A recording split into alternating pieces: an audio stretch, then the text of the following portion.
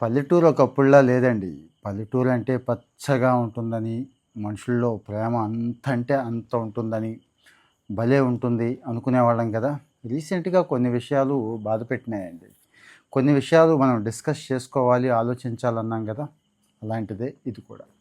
ఇంతకుముందు చెరువు గట్టు మీద బచ్చాలాడుకుంటూనో, గోళీలాడుకుంటూనో కనిపించేవాళ్ళండి పిల్లలు. ఇప్పుడు చిన్నపిల్లలు కూడా ఎవరు ఫోన్ ఆడు పట్టుకొని కూర్చుంటున్నారు.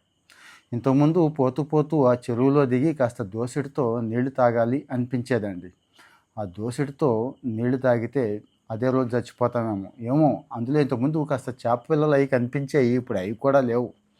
మరి అవి రావడం మానేసినాయో, పెరగడం మానేసినాయో, నీరు అలాగ అయిపోయిందండి.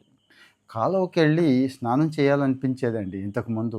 ఇప్పుడు కాలువకి వెళితే వెంటనే అదే రోజు స్కిన్ డాక్టర్ దగ్గరికి వెళ్ళాల్సి వస్తుందేమో అనే భయం వచ్చేస్తుంది. ఇంతకుముందు ఇంత స్వార్థం ఉండేది కాదండి. రోడ్డు బాగానే ఉండేది. ఎవరి మానాన వాళ్ళు చక్కగా ముగ్గులేసుకునేవాళ్ళు, అలుక్కునేవాళ్ళు. అంటే చక్కగా గొబ్బెమ్మలు పెట్టుకునేవాళ్ళు, అంతా బాగానే ఉండేది. ఇప్పుడు రోడ్డు మీదకి కట్టేశారు. రోడ్డు మీదకి ఆనించి ఇల్లు కట్టేశాడు. రోడ్డు మీదకేమో మెట్లు కట్టాడు. ఆ మెట్లు బయట మళ్ళీ ఇంత లావు రాళ్ళు పెట్టాడండి. అంటే బండి వెళ్ళినా, సైకిల్ వెళ్ళినా కానీ ఇక అంతే సంగతి అన్నట్టు. ఆ స్పీడ్ బ్రేకర్ అంటే ఇంతకుముందు తెలిసేది కాదు. ఇదే పల్లెటూళ్ళల్లో ఇప్పుడు స్పీడ్ బ్రేకర్లు ఎవరికి నచ్చిన చోట వాళ్ళైతే వేసేసుకున్నారు. స్పీడ్ బ్రేకరు ప్రాణాలు తీసేస్తుందేమో అనే భయం వచ్చేసిందండి. ఎందుకంటే ఈ స్పీడ్ బ్రేకర్ ఎక్కి కొంతమంది కాళ్ళు చేతులు ఇరగ్గొట్టుకుంటున్నారు. ఈదంటే అలా వెళుతుంటే ఎప్పుడో పలకరించిన అంటే తెలిసిన వాళ్ళు, దూరం చుట్టాలు ఉంటారు కదండి. అత్తనో, అమ్మనో, పిన్ననో వరసకి ఇంతకుముందు వాళ్ళు ఆపి మరీ పలకరించేవాళ్ళు.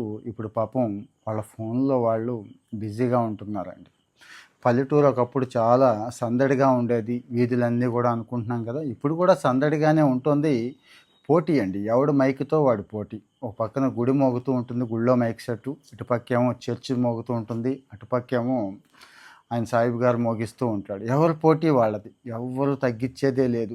ఐఫోన్ ఉన్నవాళ్ళు ఒక్కసారి చెక్ చేసుకోండి, డెసిబుల్ సౌండ్ ఎంత ఉందో అది చెప్పేస్తూ ఉంటుందండి. నువ్వు డెసిబుల్ దాటిపోయావురా బాబు అని. అంటే హడావిడిగా ఉంది, అంత హడావిడిగా ఉందండి.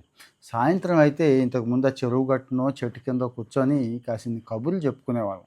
ఇప్పుడు చెరువు గట్టున చెట్టు కింద లేరు కానీ ఆ ఊరి చివర బ్రాందీ కొట్టు ఉంది. లేకపోతే ఆ బ్రాందీ కొట్టు దగ్గరలో ఆ చీకుల కొట్టో ఏదో అమ్మేది ఉంటుంది.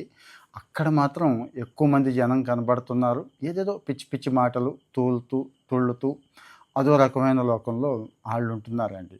పల్లెటూరు నేను చూసిందైతే ప్రస్తుతం ఇలా ఉంది. మీ ఒపీనియన్ కూడా కామెంట్లో పెట్టండి.